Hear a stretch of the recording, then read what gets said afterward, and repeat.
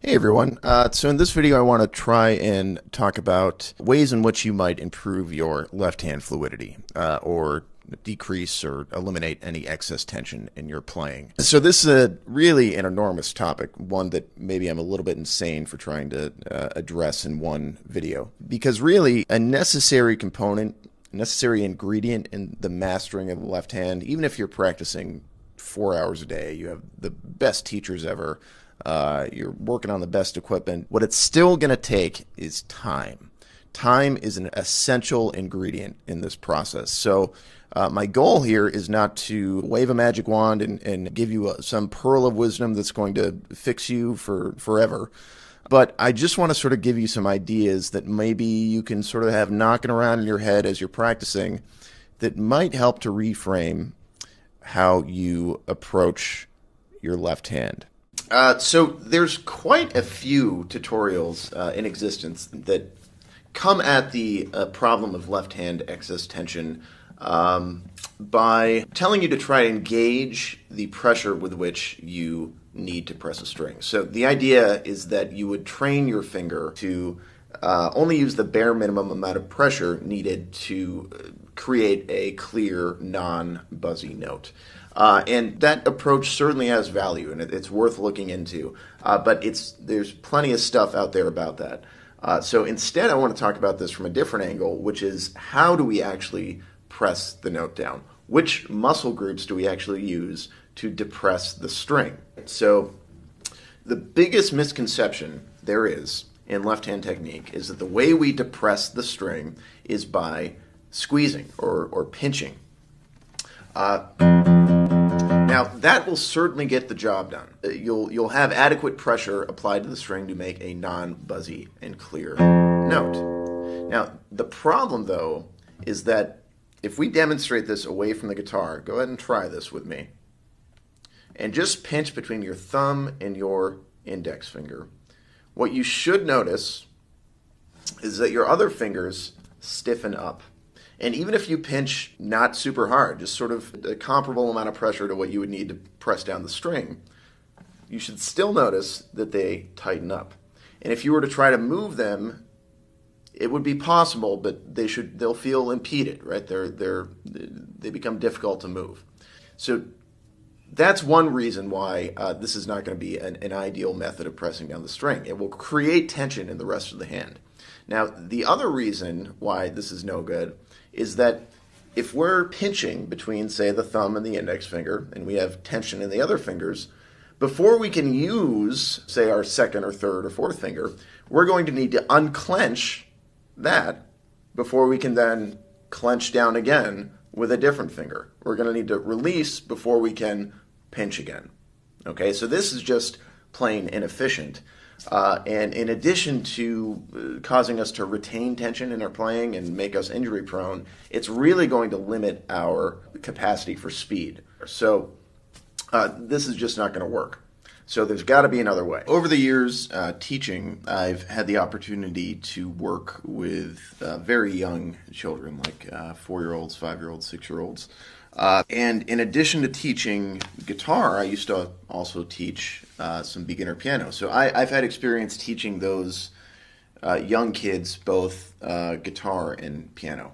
And the thing that I realized pretty quickly is that everybody seemed to have an easier time starting with the piano. And I don't think this is anything groundbreaking.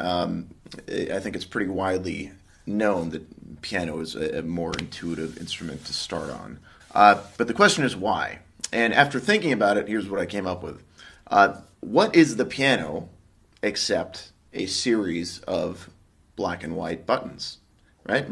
The keys are literally just buttons. And the reason that's important is what is more intuitive than pushing a button?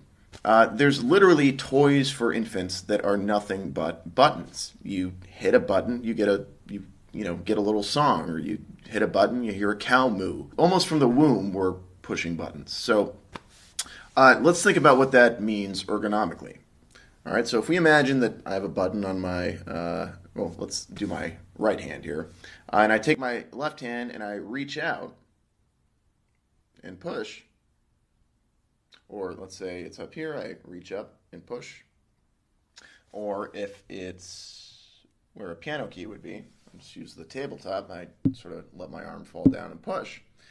What's happening is that by involving my entire arm, what I'm doing is I'm engaging larger muscle groups than I would if I was just relying on the muscles that move the hand.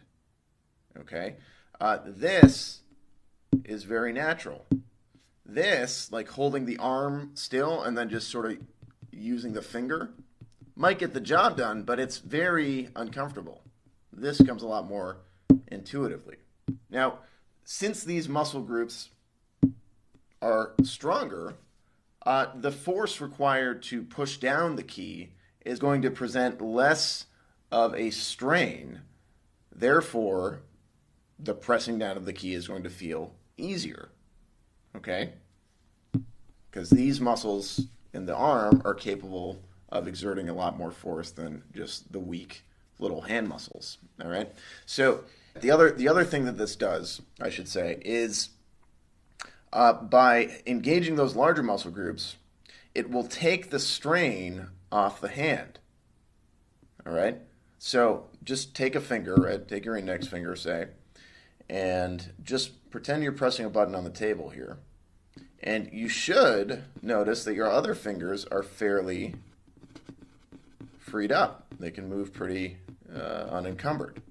All right? So long as we're not really bearing down with the finger like this, and then everything in the hand tightens up. But we don't need that much pressure. We can just sort of rest the hand and go like that. Okay? So here's where it all comes together. Okay, so take your guitar, stick it in your lap, like so, and we're going to take our index finger, and we're just going to fret a string, and we're going to try to recreate that sort of pushing a button feel, just like we were doing with that imaginary piano key. Okay, try it with all the fingers. And what we're going for here is to involve the larger muscle groups of the arm. Okay? Now, let's try something else. So let's try going from the index to, say, the fourth finger.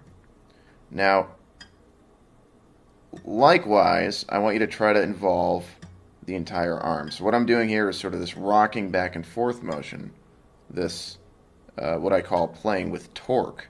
Now that's as opposed to maybe just moving the pinky and bringing it to the string. Instead, we're twisting the hand and moving, or bringing the pinky to the string with the motion of the hand. Okay, so we can also try that with the other pairs of fingers, 1 and 2, 2 and 3, and all the while feel that sort of rocking motion. This is sort of exaggerated, but that's what we're going for. Okay?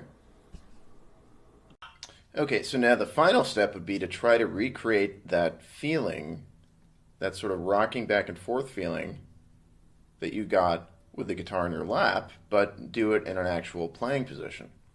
Okay, now the only thing that's going to be different here, I mean, besides the positioning, is that now your thumb is going to be behind the neck of the guitar, but it's not there to exert pressure. We're still not going to squeeze. The thumb's role here is just into the string. Instead, is just stability.